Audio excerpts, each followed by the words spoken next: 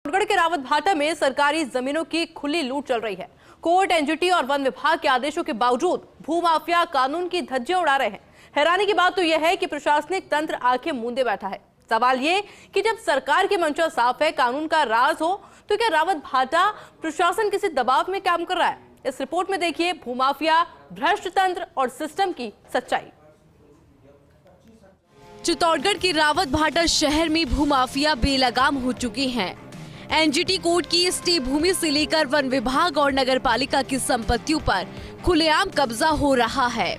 संजय वधवा नाम का भूमाफिया करीब 22 अवैध दुकानें और एक बड़ा शोरूम खड़ा कर चुका है। ये सब नगरपालिका से महज 100 मीटर की दूरी पर हुआ। नगरपालिका ने संजय वधवा को नोटिस तो दिए, लेकिन सिर्फ खाना पूर्ति के लिए। हकीकत ये है कि इन जमीनों की न तो नीलामी हुई और न ही आवंटन। फिर संजय वधवा को मालिक किसने बना दिया? क्या ये सीधी मिलीभगत नहीं? जब राज्य सरकार की नीतियां पारदर्शी है, तो रावत भाटा प्रशासन की चुप्पी पर सवाल खड़े हो रहे हैं। रावत भाटा में बेलगाम भूमाफिया, सरकारी जमीनों पर अवैध कब्जों की भरमार। नगरपालिका ने मूंदी आंखें। एनजीटी कोर्ट के आदेश के बावजूद वन भूमि पर बना दिए शोरूम। संजय वधवा के दबाव में प्रशासन, कार्रवाई सिर्फ कागजों में सिमटी। 2025 में जारी आदेश, 4 महीने बाद भी फाइलों में दबी कार्रवाई। 22 अवैध दुकानें और शोरूम नगरपालिका से महज 100 मीटर दूर। राजनीतिक संरक्षण में फल फूल रहा भूमाफिया तंत्र, जिम्मेदार मौन। 80 करोड़ से ज्यादा का राजस्व नुकसान। रावत भाटा प्रशासन की चुप्पी पर खड़े हो रहे सवाल। और वर्तमान में सिंचाई विभाग की जमीन पर फिर से कब्जा किया गया, उन्हीं जमीनों पर जिसको पूर्व में खाली कराया गया था। और आपको स्थिति आप बताऊंगा तो ये स्थिति देखिए, ये मुकुंदरा की जमीन है जो कोटा रोड पे है। उसमें बकायदा मुकुंदरा का आदेश है, कोर्ट का आदेश है। मुकुंदरा राष्ट्रीय उद्यान ने जिला collector Chittorgarh, SDM Rawat, ADM Rawat, EO Rawat और वर्तमान चेयरमैन जो थे पूर्व में, उन सबको नोटिस भेजा है कि अतिक्रमण हुए हैं और माना गया है कि वर्तमान में वापिस उन अतिक्रमण में फिर से निर्माण हो गए, बड़े स्तर पर हो गए।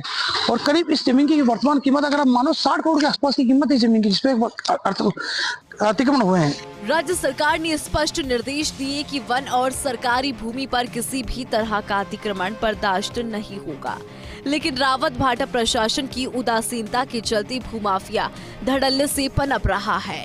साल 2023 में नगरपालिका ने खुद दीवार बनवाई थी। उस जमीन को भूमाफिया संजय वधवा ने निजी संपत्ति घोषित कर रखा है। 2025 में वन विभाग के आदेश के बावजूद संजय वधवा और उसके परिवार ने मंदिर की आड़ में दुकानों की कतारें खड़ी कर दी। जोधपुर हाईकोर्ट और रावत भाटा कोर्ट ने अतिक्रमण माना, लेकिन कार्रवाई फाइलों में दब गई। बैंक ऑफ बड़ौदा के सामने जो सरकारी बच्चों की पार्क भूमि थी, उस पर वर्तमान में मंदिर बना दिया गया, दुकानें बना दी गई। अरे भाई, बच्चों के सरकारी पार्क भूमि को तो भूमाफिया छोड़ दें।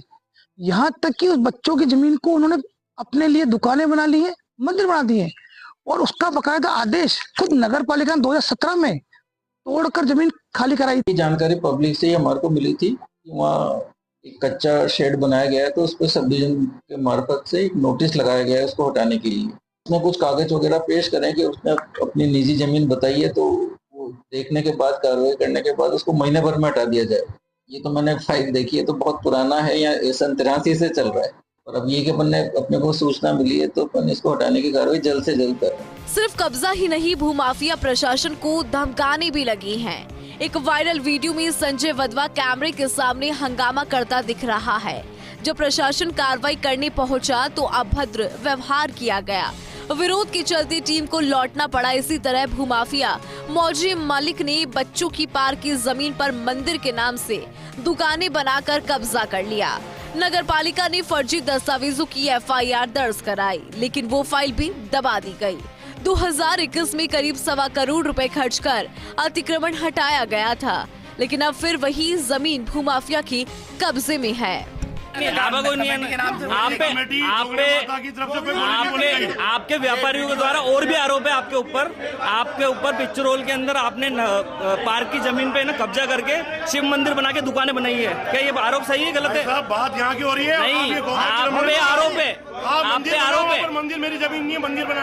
मंदिर नहीं, दुकानें बनी हुई आपने बनाई नहीं बनाई है। मंदिर का दान कर दी मैंने। दुकानें मंदिर के नाम पे दान है। कुछ भी नहीं है। तेरा तत्व अर्पण क्या कमेटी है क्या? मंदिर का दान करने वाली कोई सबूत है क्या? तुम्हारी नहीं कह रही।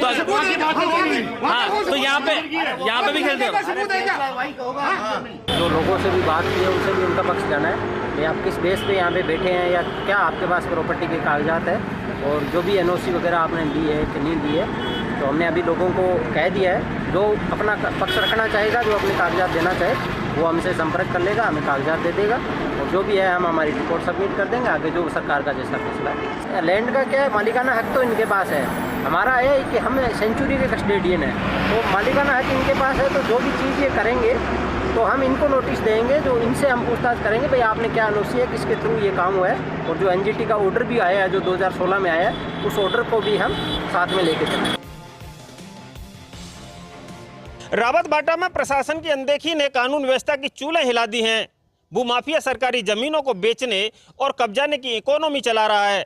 सरकार की नीति स्पष्ट है, कानून का राज हो, लेकिन अब रावत भाटा प्रशासन की जिम्मेदारी है कि वो अपनी जिम्मेदारी निभाए, वरना जनता सवाल पूछेगी क्या रावत भाटा प्रशासन अब सिर्फ भूमाफियाओं का मोहरा बनकर रह गया है।